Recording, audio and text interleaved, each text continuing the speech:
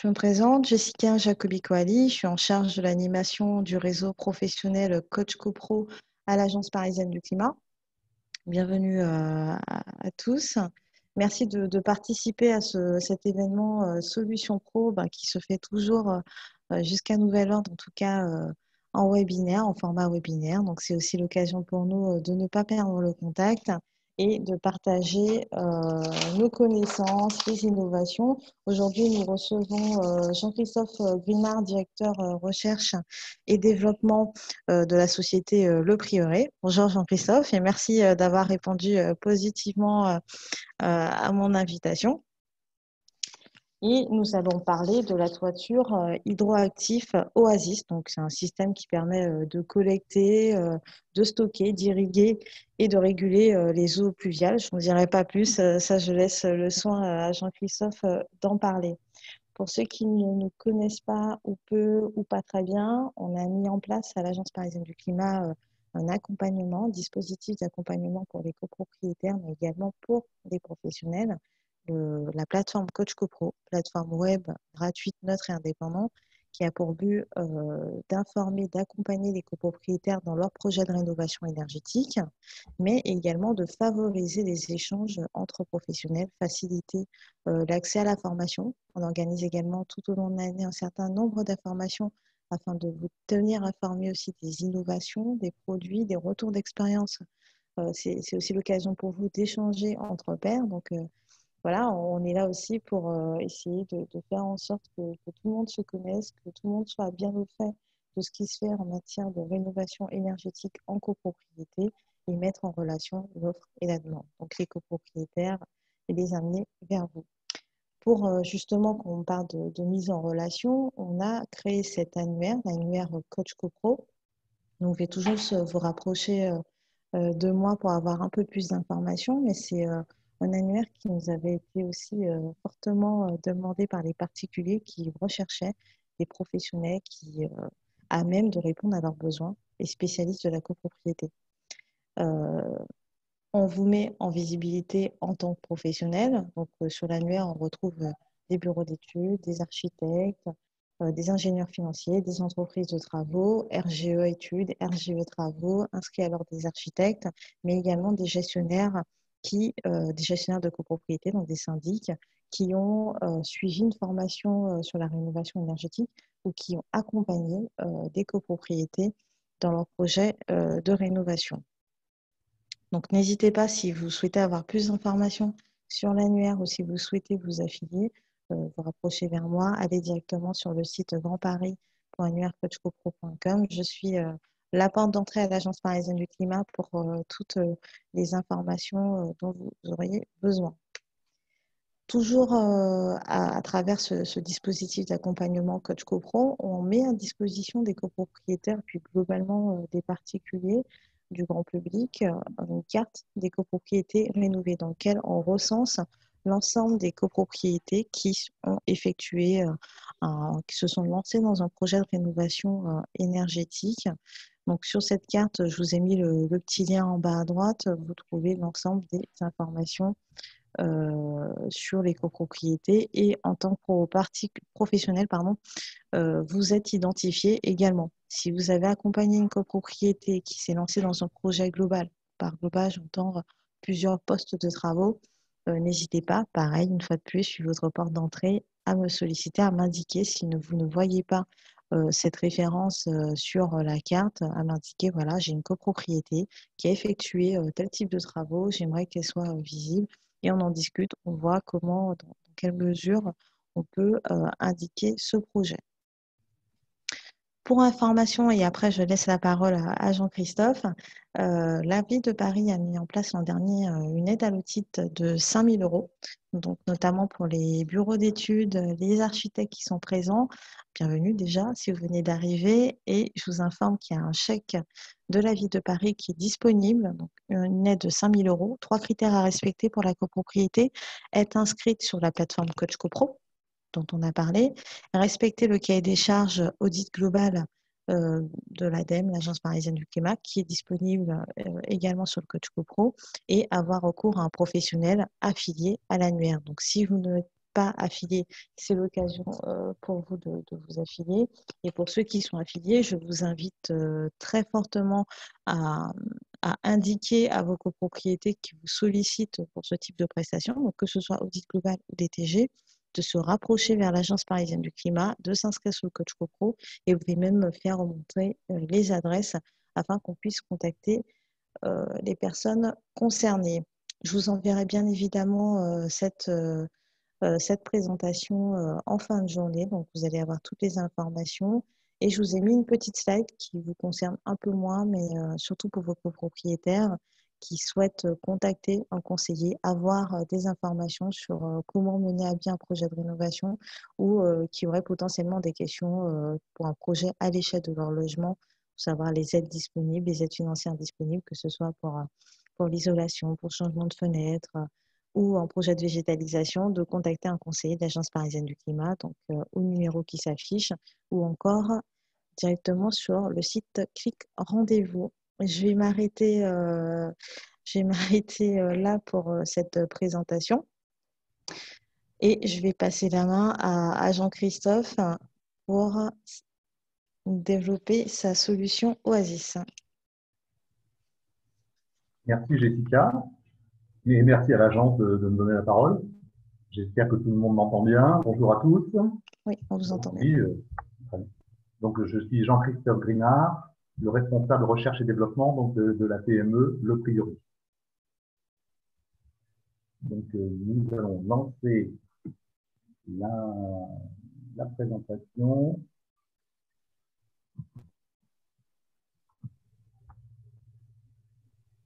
Est-ce que tout le monde voit mon écran? Pas encore, mais ça va pas tarder, je pense.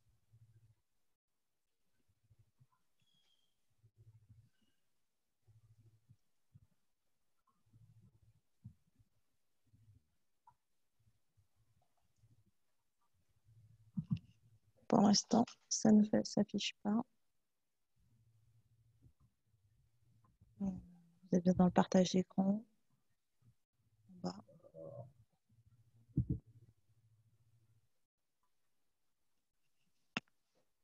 Alors oui, j'ai une question de l'ADEC Métropole de Marseille. Bonjour, je ne sais pas qui se cache derrière ce nom, mais bonjour et bienvenue. Et j'avais déjà une question sur est-ce que l'aide, le chèque à l'audit est disponible également pour les copropriétés qui sont soumis à l'obligation d'effectuer un audit énergétique? La réponse est oui. Cette aide est ouverte à l'ensemble des copropriétés qui souhaitent faire un audit global soumise à la réglementation ou non. Voilà.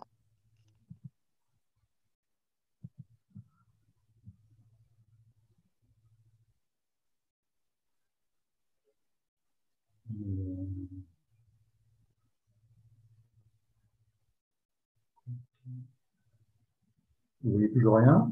Non, toujours pas. Vous êtes bien en partager l'écran. Désolé. En tout cas, oui, donc une présentation de 20-25 minutes au cours de laquelle donc, je vais présenter qui nous sommes, les principes qui ont guidé au développement de notre solution, que bien sûr je vais vous présenter, et puis ensuite je terminerai par des réalisations que nous avons déjà faites. Donc voilà, notre solution s'appelle Oasis, et donc nous l'avons développée au sein de notre entreprise Le Prieuré. Donc une diapositive de présentation où je montre nos compétences, nos métiers. Bon, d'abord pour vous dire que nous ne sommes pas une start-up, hein, parce que le Prieuré est une PME qui existe depuis une trentaine d'années maintenant. Hein, depuis voilà, nos premiers toitures végétalisées datent de 91. Bon, mais une ADN importante pour nous, c'est l'innovation. Hein. Régulièrement, on lance de nouveaux produits, de nouvelles idées, de nouveaux concepts sur nos marchés.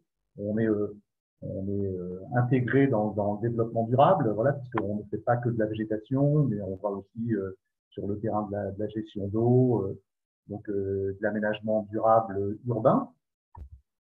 On a notre propre bureau d'études et donc nos offres se répartissent à la fois sur les toitures végétalisées, les façades végétalisées, et puis donc l'aménagement urbain. On peut avoir parfois de l'aménagement au sol. Nous sommes des producteurs, hein, donc on a une pépinière dans le Loir-et-Cher, et donc on produit les plantes que l'on installe sur le bâtiment avec nos propres équipes de pose. Ça fait maintenant une dizaine d'années qu'on a nos propres équipes de pose qui interviennent sur le bâti. Hein. C'est un métier particulier, il faut savoir travailler en hauteur, maîtriser le levage, les conditions de sécurité. Et on gère aussi donc les opérations de maintenance sur nos produits régulièrement donnés. Donc on fait entre 2-3 visites par an de nos installations qu'il faut correctement maintenir. Voilà, donc aujourd'hui, comme je vous disais, le prieuré bien installé sur son métier et on a posé depuis donc, le démarrage de la société un peu plus de 3 millions de mètres carrés de toitures et façades végétalisées. C'est bien souvent le prieuré dont on fait appel lorsque les produits sont, lorsque les projets sont assez techniques. Vous voyez sur ces différentes photos qu'on a vraiment des solutions en pente, à plat, en façade, sur des grandes surfaces, des plus petites et avec des couverts végétaux très variés. Petite présence internationale, même si le gros du marché, bien sûr, est sur la France. Présence internationale, notamment parce qu'on a deux filiales, une petite filiale aux États-Unis. Bon, vous voyez, il y a un petit, je suppose que vous voyez ma souris. Bon, il y a un gros rond vert pour les États-Unis, mais notre activité commerciale n'est pas aussi large que le rond vert. On a une présence un petit peu sur le nord-est des États-Unis et le Canada, puisque donc on a une pépinière là-bas sur place, hein, parce que bien sûr c'est compliqué de faire voyager au travers d'un océan. Donc, bien sûr, quand on travaille à l'étranger, il faut produire aussi à l'étranger. Donc, on a des contrats de culture, voilà, avec des partenaires pépiniéristes. Un aux États-Unis et une pépinière également au nord de Barcelone, donc en Espagne, qui nous permet d'alimenter aussi à la fois le marché espagnol, mais à la fois le marché sud-France.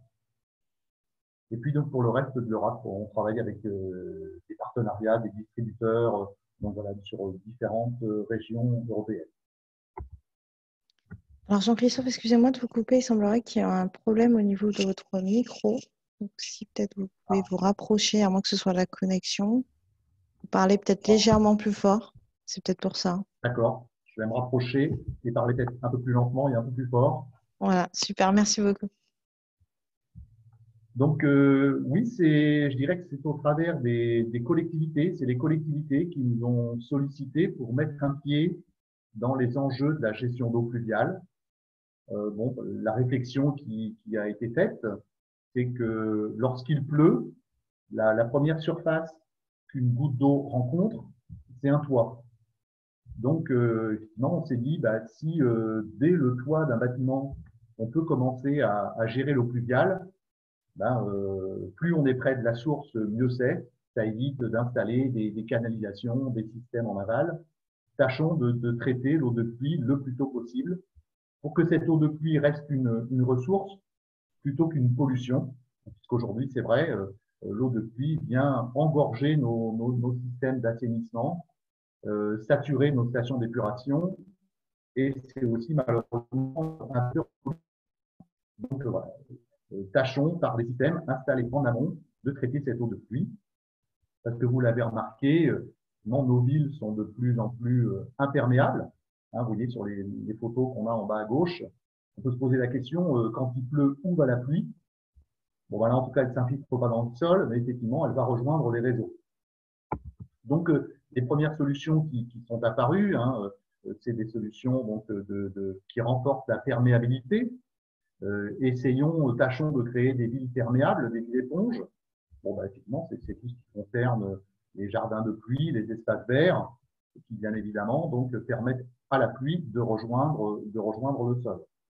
Bon, c'est pas toujours possible quand on est dans des quartiers denses, déjà très, très construits. Bon, et à la limite, plutôt que de privilégier uniquement donc, cette voie de dissipation de l'eau vers le bas, nous, on a préféré jouer sur les deux voies de dissipation, à la fois vers le bas et à la fois vers le haut. Hein, bien sûr, l'eau, on va faire s'évaporer. Dans ce cas-là, on préfère parler de villes respirantes.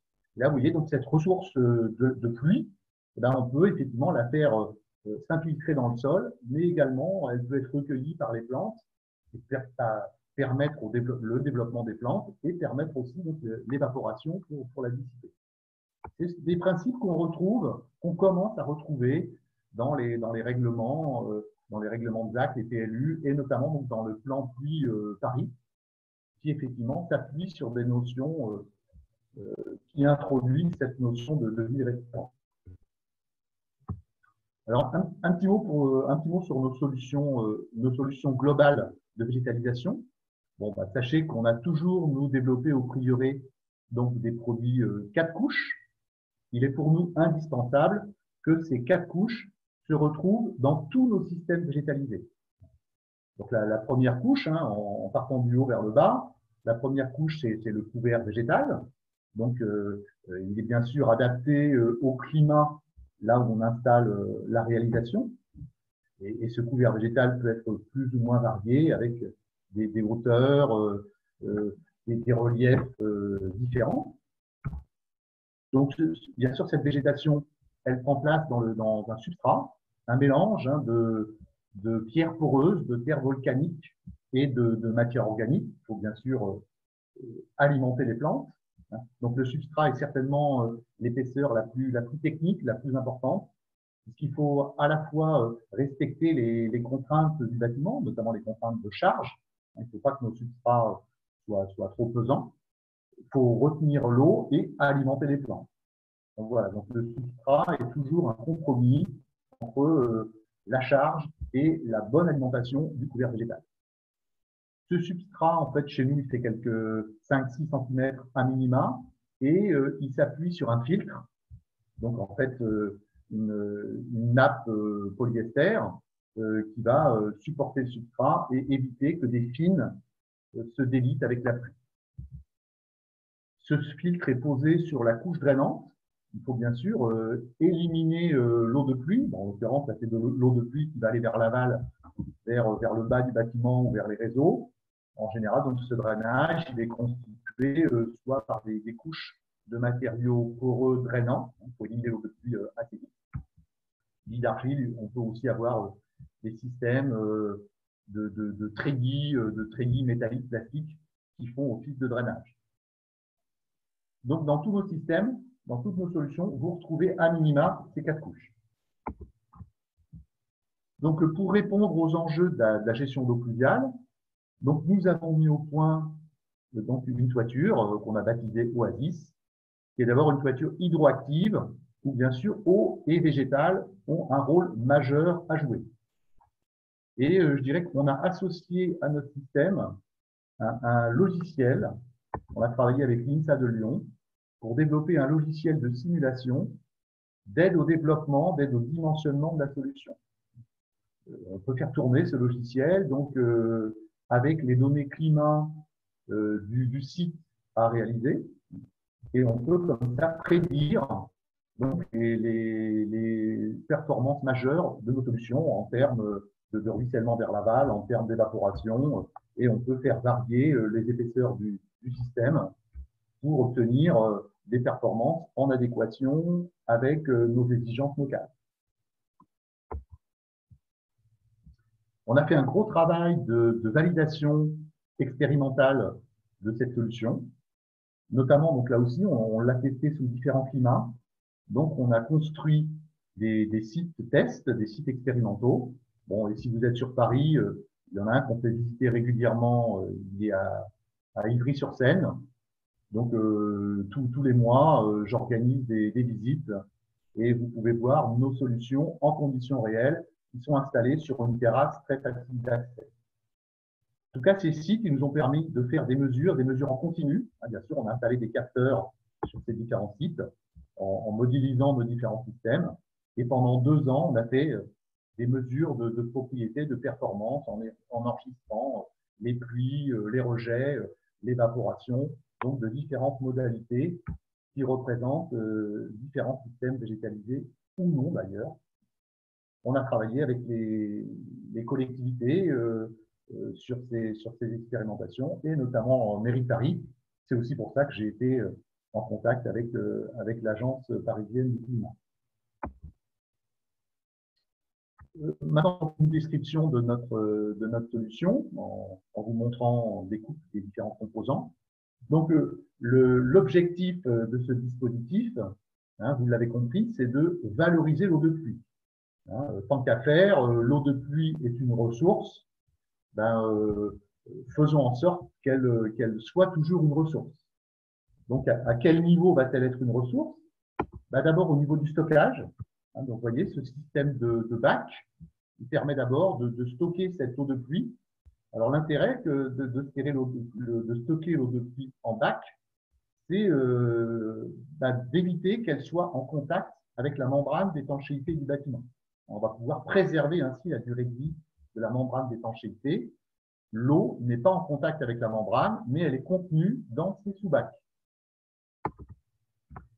Cette eau stockée, on va la remonter vers les plantes via des mèches de capillarité. Hein, c'est comme le café dans le sucre. Voilà, ces mèches, c'est du tissu polyester, va permettre effectivement de remonter l'eau jusqu'au substrat, le substrat qui est déposé sur la plaque, hein, qui est en fait une plaque couverte. Vous voyez, ce couvercle, il est percé de trous carrés. Donc, le substrat est en contact avec le filtre, un filtre horizontal, noir, qui repose sur les mèches de capillarité bleues. Donc, vous avez une continuité de remontée capillaire, donc du fond du bac vers le substrat. Donc, c'est une irrigation en fait naturelle des plantes par l'eau de pluie stockée. On fait de la régulation parce qu'effectivement, cette eau stockée, il faut quand même la dissiper. Si on ne fait que du stockage, les quantités stockées vont se cumuler et à un moment, le système va déborder. C'est ce que nous ne voulons pas, hein, puisqu'on veut toujours maîtriser donc, le débit vers l'aval. Donc, pas de débordement pour ne pas saturer nos stations d'épuration. Donc, il faut, d'une façon ou d'une autre, éliminer l'eau stockée. Donc là, vous avez via le régulateur, la petite pièce jaune, hein, donc pas dans tous les bacs, mais dans un bac sur 30, un bac sur 40, on a un régulateur flottant, une pièce passive, hein, qui est simplement constituée de petits trous calibrés. Il y en a plusieurs, il y en a 4. Vous pouvez comme ça donc connecter une des sorties calibrées au tuyau qui va donc vers l'extérieur du bac. Hein, sur les pourtours, on dispose ces bacs en pourtour de toiture, qui vont permettre comme ça donc de générer un débit de fuite de toiture, mais qui est un micro-débit, hein, donc un débit très bas, entre 0,5 et 18 secondes hectare. Donc, c'est le débit qui est autorisé, en général un débit limité, autorisé donc par les PLU, les règlements de ZAC, qui ne veulent pas effectivement qu'on renvoie trop d'eau de pluie vers ce système en aval. Mais notre solution, c'est aussi un outil d'aménagement.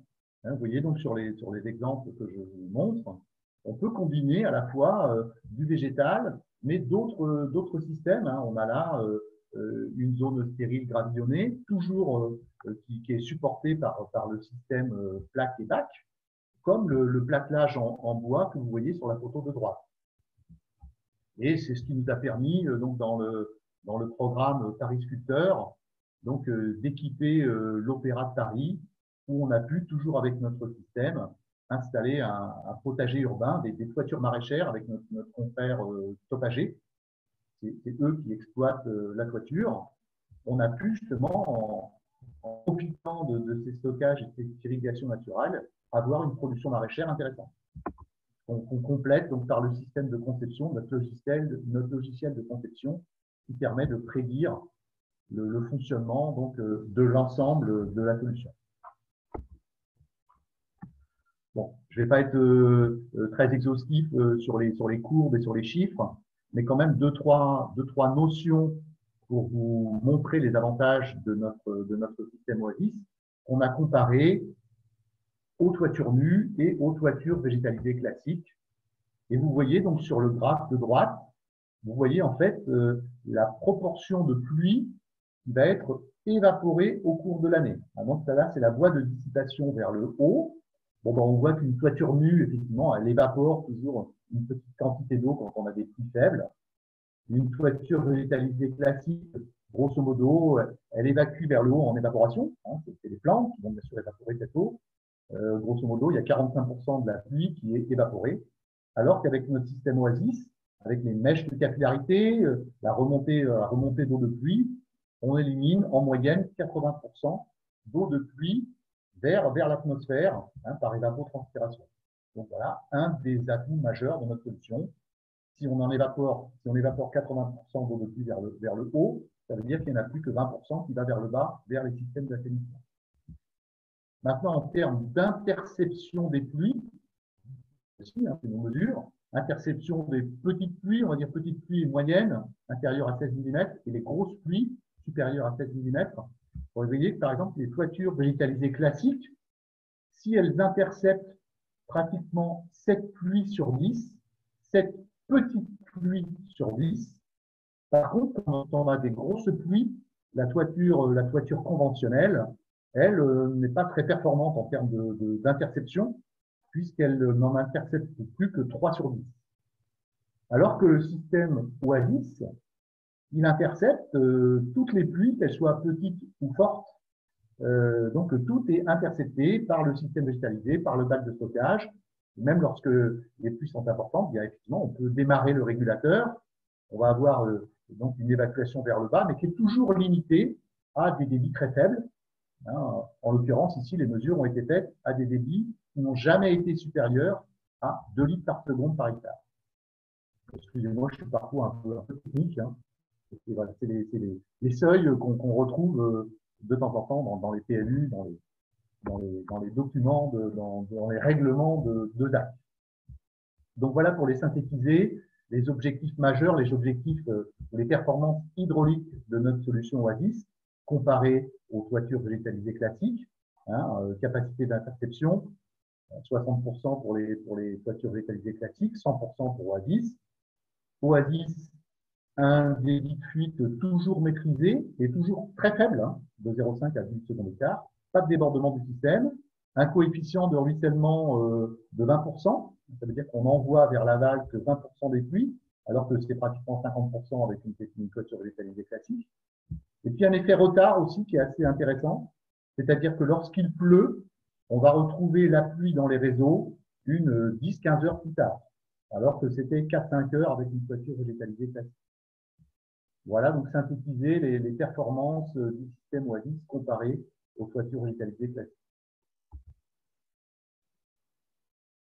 Des présentations maintenant effectivement de ce que l'on peut faire, de ce que l'on peut réaliser avec le système.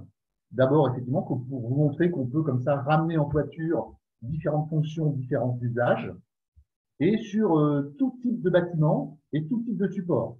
Vous voyez ici, donc là, des toitures, enfin des structures à la fois béton, bois, acier, sur lesquelles on a pu installer notre système dans des configurations très différentes, de la toiture extensive, sans trop de relief dans la végétation, mais avec un platelage bois qui vient agrémenter et ouvrir des zones d'accès. Vous voyez qu'on peut faire des toitures plus agrémentées, mélanger jardin, allées de circulation, toiture sédum extensive, du potager, et on peut également donc avoir de la production solaire, donc intégrer des panneaux solaires à notre système.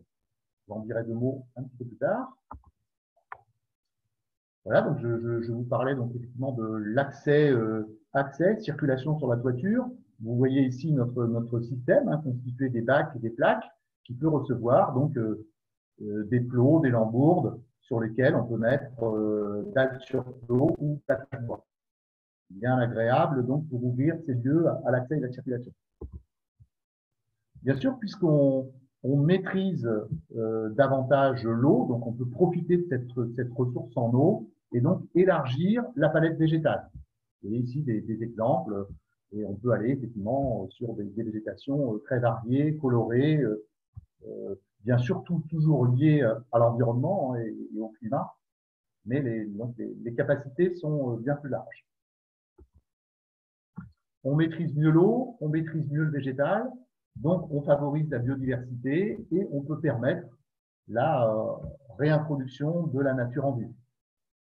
Un bon support, effectivement, donc pour accueillir faune et flore. là aussi, hein, maîtrise de l'eau, maîtrise des épaisseurs de substrat. Donc, comme je vous le disais, on peut intégrer des jardins en toiture. Et ce qui est intéressant, c'est que avec ce système de plaques et de bacs, on peut aussi venir accrocher, vous voyez, des tuteurs, des planches de culture, bien évidemment, donc qui ne seront pas en contact avec la membrane d'étanchéité, qui est toujours préservée. Mais là, donc, on a des supports sur lesquels on peut s'accrocher, qui nous aident donc, à constituer ces jardins en toiture. Et on peut aller plus loin. Là aussi, toujours ancré sur notre système, vous le voyez ici sur la petite photo à gauche, on peut carrément donc ancrer des arbres en toiture. On l'a fait dernièrement sur un projet à Lille, où on a installé 140 arbres entre 4 et 8 mètres de hauteur. Des arbres qui peuvent être installés dans des jardinières ou directement sur le système, donc intégrés au substrat. Voilà, et on peut constituer comme ça des espaces végétalisés pratiquement forestiers. C'était le thème du projet.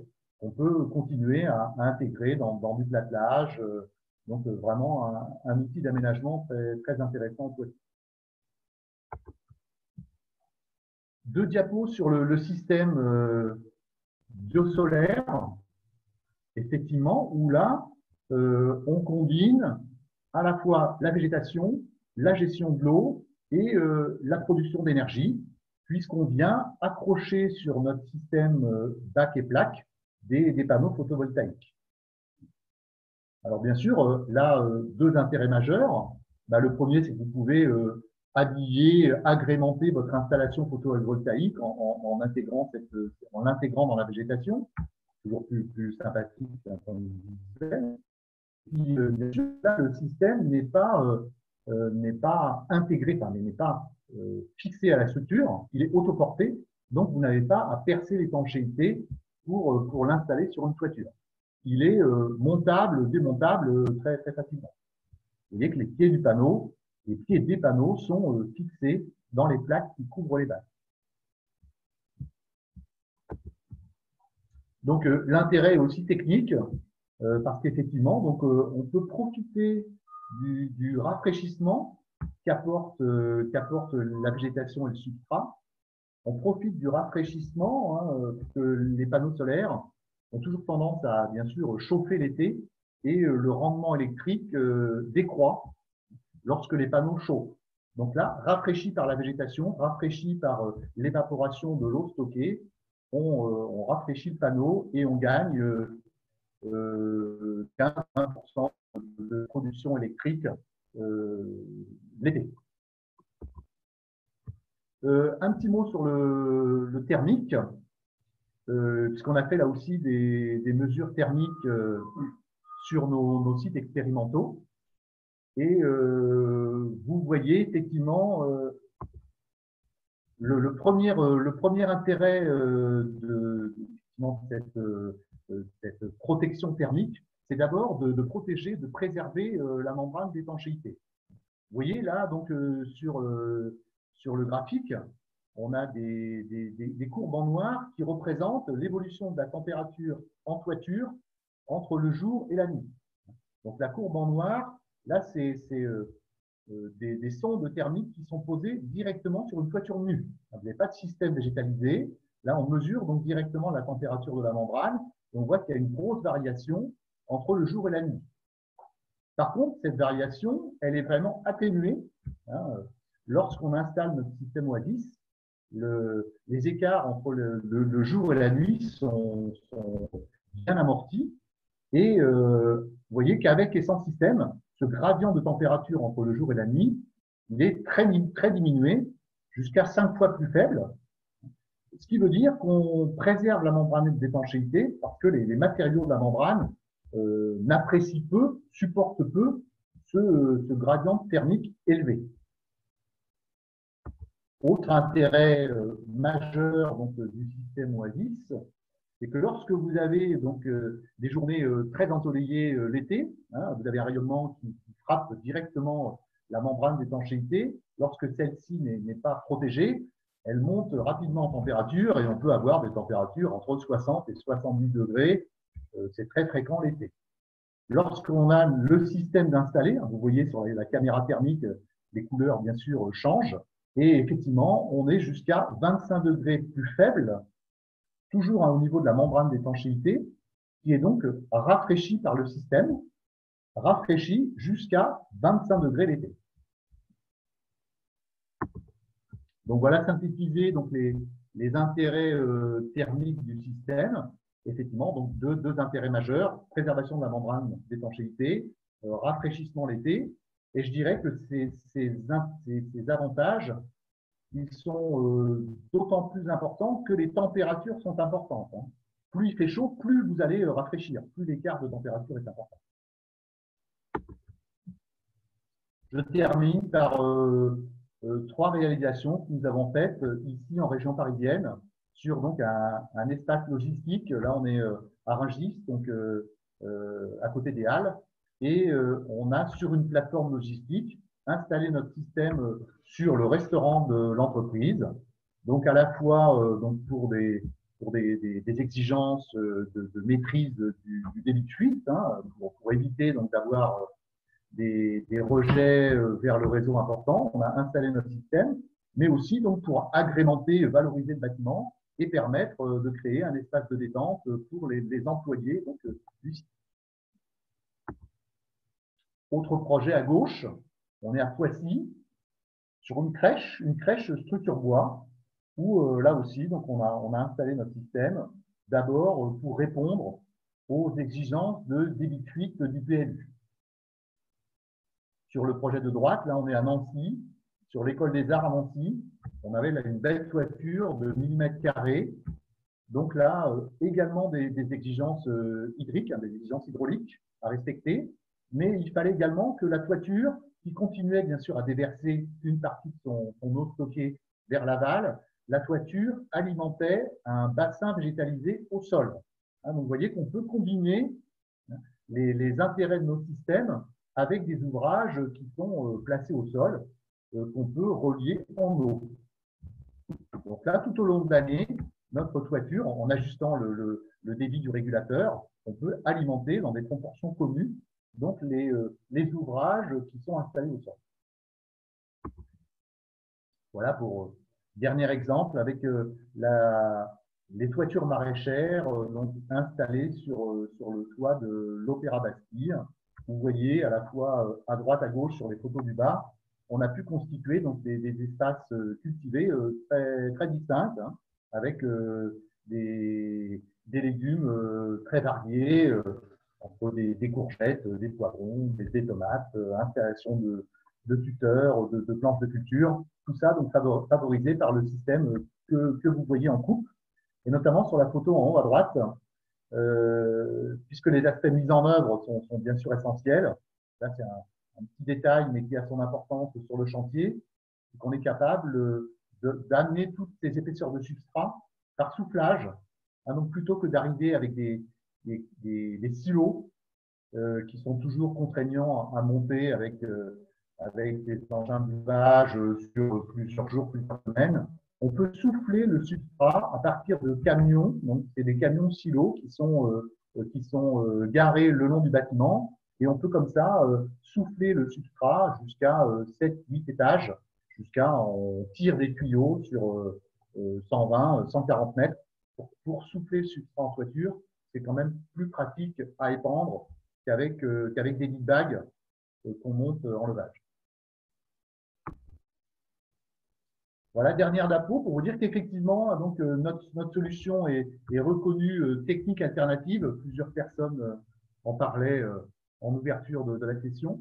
Donc, on est reconnu technique alternative par les agences de l'eau. Donc, notre système est subventionnable. Bon, les subventions sont fléchées vers les maîtres d'ouvrage. Je pourrais en dire plus dans les échanges qui vont suivre. Donc voilà, donc toute cette présentation pour décrire nos systèmes qui, on l'espère, en tout cas permettent d'obtenir une ville perméable, respirante et plus agréable à vivre. C'est parfait. Voilà. Merci beaucoup, Diapo, Jean-Christophe. juste quelques liens qui vous permettent de reprendre contact ou d'avoir des précisions, des informations complémentaires que bien sûr vous pouvez avoir en me contactant directement par mail. Je suis à votre disposition pour y répondre. Merci beaucoup Jean-Christophe. Donc on va prendre les quelques questions qui arrivent. N'hésitez pas, il nous reste encore 15 minutes. Première question de Malvina. Avec qui avez-vous développé votre logiciel? Avec l'INSA de Lyon. À l'INSA de Lyon, il y a un département hydrologie urbaine qui est très, très avancé sur effectivement toutes ces techniques, caractérisation de gestion d'eau. Donc, c'est avec ce département qu'on a développé notre logiciel. Là aussi, si vous le souhaitez, je pourrais vous en faire une présentation. Parfait. Avez-vous des exemples de réalisation de toiture biosolaire en France? Alors, très peu, faut être franc, je suis ouvert avec vous. La solution démarre. Hein, on l'a d'ailleurs développé aussi avec des partenaires. Hein. Nous ne sommes pas des installateurs de panneaux solaires, donc on travaille avec des partenaires. On a une toute petite installation prototype à Ivry-sur-Seine. Et là, on commence à avoir de nouveaux projets, mais pour l'instant, on n'a pas encore de réalisation concrète. Très bien. Oui, excusez-moi, juste oui, en complément, on va en avoir une là dans les mois qui viennent, justement. Malheureusement, c'est le confinement qui nous a interrompu dans notre installation. La prochaine, elle va être installée à Paris, sur l'école centrale d'électronique, quai Grenelle, puisqu'on collabore aussi avec eux pour faire les dernières validations de mesures de production électrique. Donc, la prochaine sera installée sur Paris. Ok, très bien. Alors, on a une remarque. Il ne faut pas comparer ce système à une toiture végétalisée traditionnelle puisqu'elle assure la rétention d'une lame d'eau en sous-face. Il faut donc le comparer à une toiture à rétention temporaire végétalisée. Oui. Performance comparable. C'était Oui. une remarque. Effectivement, c'est une toiture, on appelle ça aussi une toiture stockante. Mais attention, notre système ne fait pas que du stockage. Si on ne fait que du stockage, on a déjà plusieurs inconvénients. Vous voyez, un inconvénient, ça peut être par exemple une toiture stockante, elle peut favoriser l'introduction de moustiques, voire la prolifération de moustiques. Donc nous, notre système est fermé, l'eau est contenue dans des bacs fermés, donc on n'a pas d'introduction de moustiques dans le système. Et l'eau stockée dans des bacs n'est pas sur la membrane. Et on ne fait pas que du stockage, puisqu'on fait aussi de la régulation et de l'évapotranspiration. Parfait. Alors là, je vais mutualiser deux questions. Quelle est la surface minimum nécessaire pour l'installation de ce système? Quel est le coût du système et la surcharge appliquée dans le cadre d'un projet de rénovation? Alors, je dirais surface minimum, je dirais qu'il n'y en a pas. En fait, en tout cas, c'est pas le système qui détermine la surface à minima. On peut l'installer sur 3-4 mètres carrés. Bon, par contre, là, c'est plutôt pour des questions d'économie de chantier. Effectivement, nous, on a des tailles minimales de chantier. On va pas déplacer toute une équipe pendant plusieurs jours sur un chantier de mètres carrés. Mais sachez que, par exemple, en région parisienne, on a des chantiers qui font une cinquantaine de mètres carrés. Voilà en général la taille à minima de nos systèmes. Et pour dire un mot sur le prix du système, donc en fourniture et pose, voilà, on installe les systèmes. Bon, grosso modo, ce qu'il faut retenir, c'est que le système, c'est à peu près 100 € du mètre carré. Alors, bien sûr, ça dépend de l'épaisseur de substrat, des revêtements que l'on peut associer aussi au système, platelage bois, panneaux solaires. Mais bon, un système classique, voilà, avec une rétention d'eau classique, voilà, c'est aux alentours de 100 € du mètre carré. Merci. On a des questions peut-être un peu plus techniques. Pour supporter cartouches, membrane, donc quelle est la membrane recommandée, les caractéristiques, et également avoir les caractéristiques isolantes pour supporter le poids. Alors, au niveau de la membrane d'étanchéité, c'est des membranes tout à fait classiques, en tout cas les étancheurs connaissent bien ce type de membrane. Il n'y a qu'une seule exigence, c'est qu'il faut que la membrane soit anti-racine. Dès que vous ramenez de la végétation sur une toiture, qu'elle soit d'ailleurs stockante ou pas, hein, là, c'est pas vis-à-vis de l'eau, c'est vis-à-vis de la végétation, il faut que cette membrane soit anti-racine. Voilà, c'est la seule précaution qu'il y a à prendre. Ça peut très bien être une membrane bitume, polymère, toutes ces membranes peuvent supporter notre système. Parfait. Par contre, après, bien sûr, c'est… J'avais une question, peut-être une précision. Il y avait quelle est l'épaisseur et le poids? Je crois qu'on l'a vu rapidement pour l'épaisseur, Oui. mais le poids. Oui, alors on va dire que l'épaisseur à minima, hein, si on veut être dans des performances qui sont de l'ordre de celles que j'ai décrites, hein, avec 0,2% de, enfin, non, pardon, 20% de ruissellement, maîtrise des bits 8. Là, on a une hauteur de système qui fait environ 17-18 cm.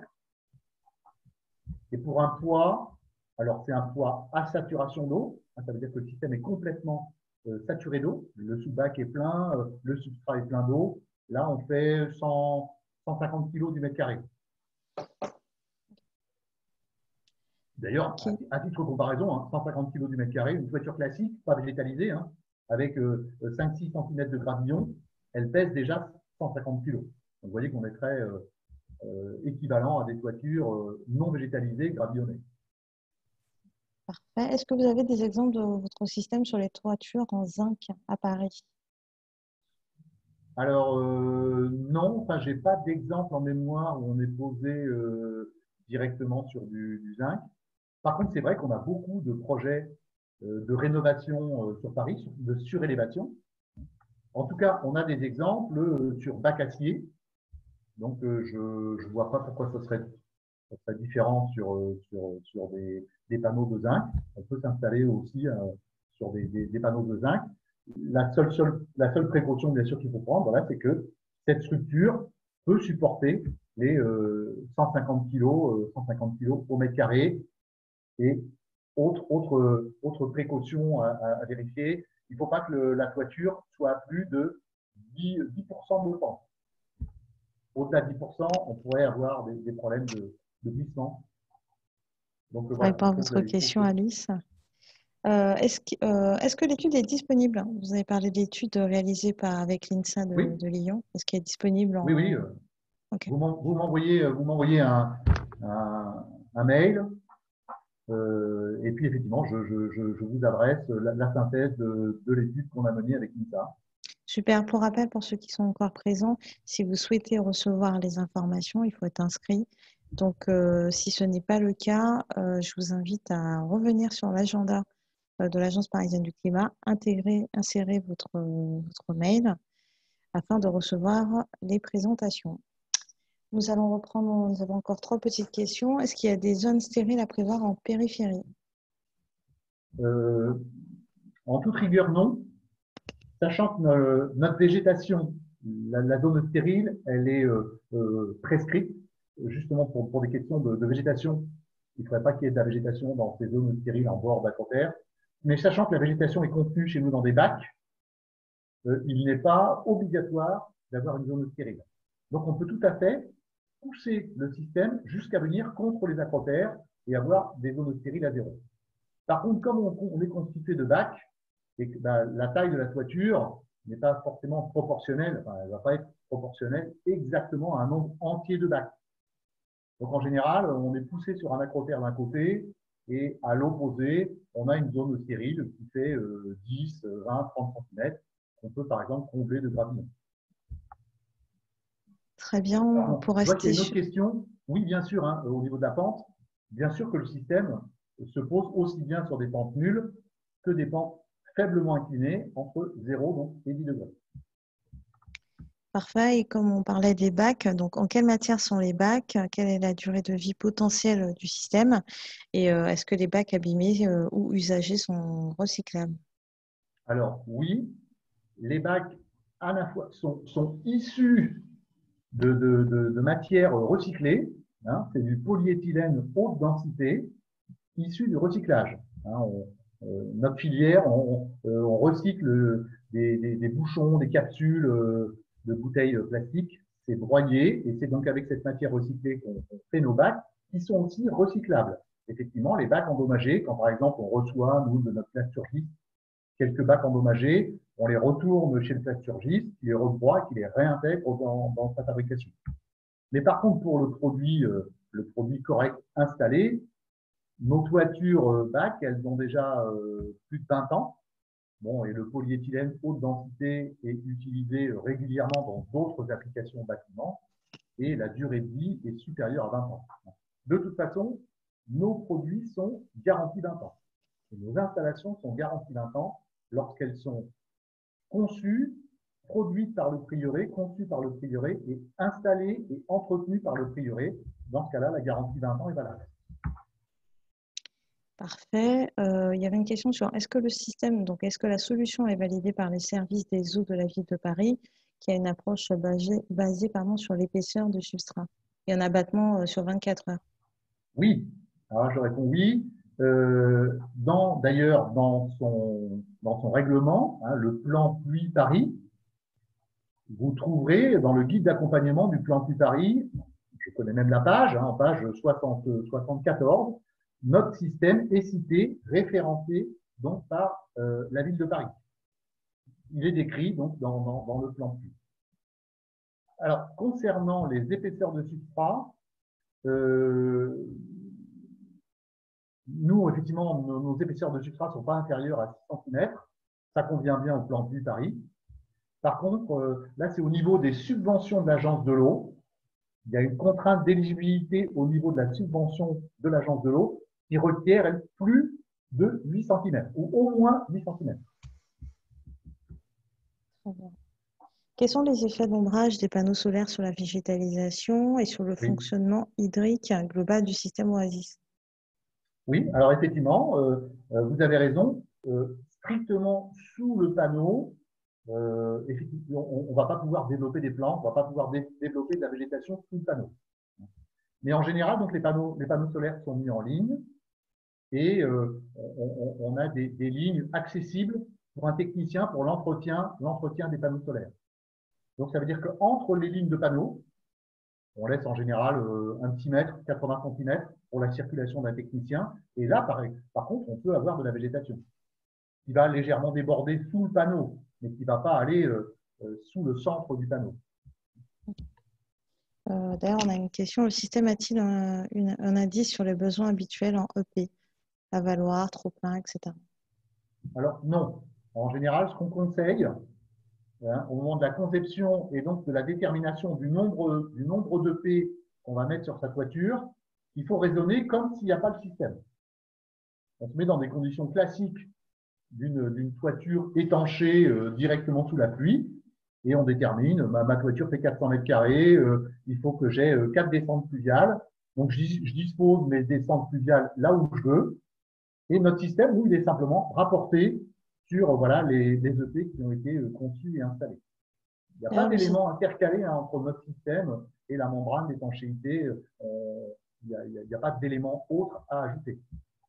Vous êtes sous DTU ou avis technique? Alors oui, là aussi, strictement parlant, le système Oasis complet n'est malheureusement pas encore sous avis technique. On a enclenché une démarche avec le CSTB de Nantes, mais pour l'instant, elle n'est pas encore aboutie et ça va prendre un petit peu de temps parce que le référentiel sur les toitures stockantes régulantes n'existe pas encore. Par contre, la couche végétalisée, elle est sous avis technique, hein, que ce soit d'ailleurs sous forme de bac ou sous forme multicouche. Hein, nos systèmes végétalisés, eux, sont sous avis technique.